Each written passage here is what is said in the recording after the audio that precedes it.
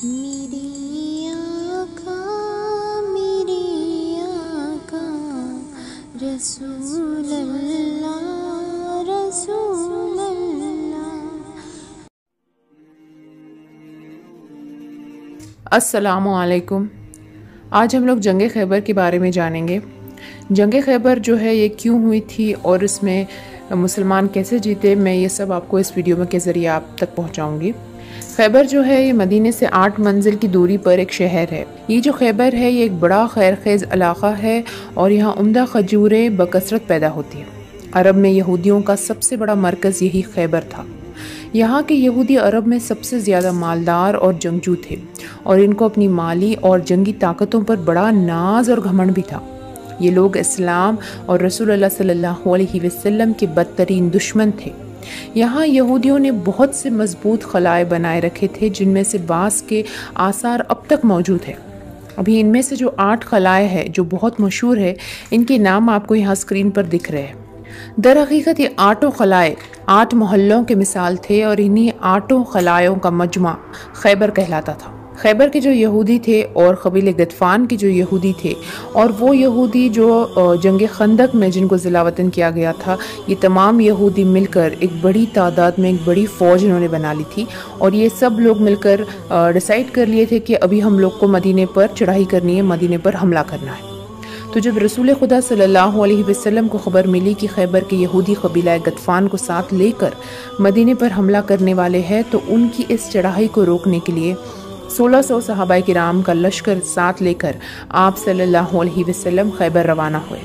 مدینے پر حضرت صبا بن عرفۃ رضی اللہ عنہ کو افسر مقرر فرمایا اور 3 جھنڈے تیار کرائے۔ ایک جھنڈا حضرت حباب بن منذر رضی اللہ عنہ کو دیا اور ایک جھنڈا کا علم بردار حضرت سعد بن عبادہ رضی اللہ عنہ کو بنایا، اور جو خاص ہے وہ جھنڈا حضرت علی رضی اللہ عنہ کے دست مبارک میں عنایت فرمایا اور ازواج مطہرات میں سے حضرت بی بی ام سلمہ رضی اللہ عنہا کو ساتھ لیا۔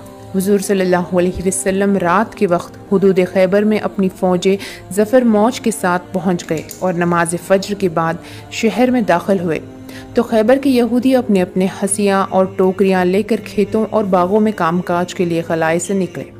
جب انہوں نے رسول اللہ صلی اللہ علیہ وسلم کو دیکھا تو شور مچانے لگے اور چلا چلا کر کہنے لگے کہ خدا کی قسم لشکر کے ساتھ محمد صلی اللہ علیہ وسلم ہے۔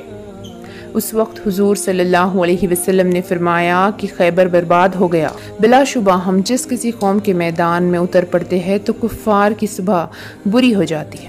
حضرت ابو موسیٰ اشعری رضی اللہ عنہ کہتے ہیں کہ جب رسول اللہ صلی اللہ علیہ وسلم خیبر کی طرف متوجہ ہوئے تو صحابہ کرام رضی اللہ عنہم بہت ہی بلند آوازوں سے نعرہ تکبیر لگانے لگے۔ تو آپ صلی اللہ علیہ وسلم نے فرمایا کہ اپنے اوپر نرمی برتو، تم لوگ کسی بہرے اور غیب کو نہیں پکار رہے ہو بلکہ اس اللہ کو پکار رہے ہو جو سننے والا اور قریب ہے۔ یہودیوں نے کیا کیا، انہوں نے اپنے عورتوں اور بچوں کو ایک محفوظ خلاء میں پہنچا دیا اور جو راشن کا سامان تھا وہ خلاء نعام میں جمع کر دیا اور فوجوں کو نطح اور خموس کے خلاؤں میں اکٹھا کیا۔ ان میں سب سے زیادہ مضبوط اور محفوظ خلاء خموس تھا اور مرحب یہودی جو عرب کے پہلوانوں میں 1000 سواروں کے برابر مانا جاتا تھا، اسی خلاء کا رئیس تھا۔ سلام بن مشکم یہودی گو بیمار تھا مگر وہ بھی خلاء نطح کے فوجوں میں ڈٹا ہوا تھا۔ یہودیوں کے پاس تقریباً 20,000 کی فوج تھی جو مختلف خلاؤں کی حفاظت کے لیے مورچہ بندی کیے ہوئے تھے۔ سب سے پہلے خلاء نعام پر لڑائی ہوئی۔ اس میں حضرت محمود بن مسلمہ رضی اللہ عنہ نے بڑی بہادری اور جانثاری کے ساتھ جنگ کی، مگر سخت گرمی اور لو کے تھپیڑوں کی وجہ سے ان پر پیاس کا غلبہ ہو گیا۔ وہ خلاء نعام کی دیوار کے نیچے سو گئے۔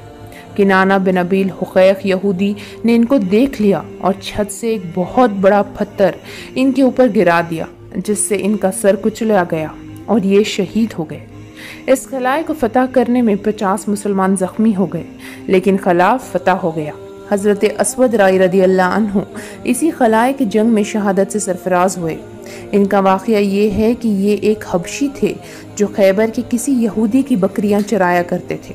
جب یہودی کی جنگ کی تیاریاں کرنے لگے تو انہوں نے پوچھا کہ آخر تم لوگ کس سے جنگ کے لیے تیاریاں کر رہے ہو؟ یہودیوں نے کہا کہ آج ہم اس شخص سے جنگ کریں گے جو نبوت کا دعویٰ کرتا ہے۔ یہ سن کر ان کے دل میں حضور صلی اللہ علیہ وسلم کی ملاقات کا جذبہ پیدا ہوا۔ چنانچہ یہ بکریاں لیے ہوئے بارگاہ رسالت میں حاضر ہو گئے اور رسول اللہ صلی اللہ علیہ وسلم سے دریافت کیا کہ آپ کس چیز کی دعوت دیتے ہیں۔ آپ صلی اللہ علیہ وسلم نے ان کے سامنے اسلام پیش فرمایا۔ انہوں نے عرض کیا کہ اگر میں مسلمان ہو جاؤں تو مجھے خداوند تعالیٰ کی طرف سے کیا اجر و ثواب ملے گا؟ آپ صلی اللہ علیہ وسلم نے فرمایا کہ تم کو جنت اور اس کی نعمتیں ملیں گی۔ انہوں نے فوراً ہی کلمہ پڑھ کر اسلام قبول کر لیا۔ پھر کہا کہ یا رسول اللہ صلی اللہ علیہ وسلم، یہ بکریاں میرے پاس امانت ہے، اب میں ان کا کیا کروں؟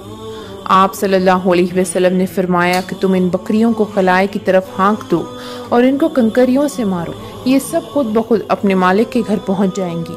چنانچہ یہ رسول اللہ صلی اللہ علیہ وسلم کا معجزہ تھا کہ انہوں نے بکریوں کو کنکریاں مار کر ہانک دیا اور وہ سب اپنے مالک کے گھر پہنچ گئی۔ اس کے بعد یہ خوش نصیب حبشی ہتھیار پہن کر مجاہدین اسلام کے صف میں کھڑا ہو گیا اور انتہائی جوش و خروش کے ساتھ جہاد کرتے ہوئے شہید ہو گیا۔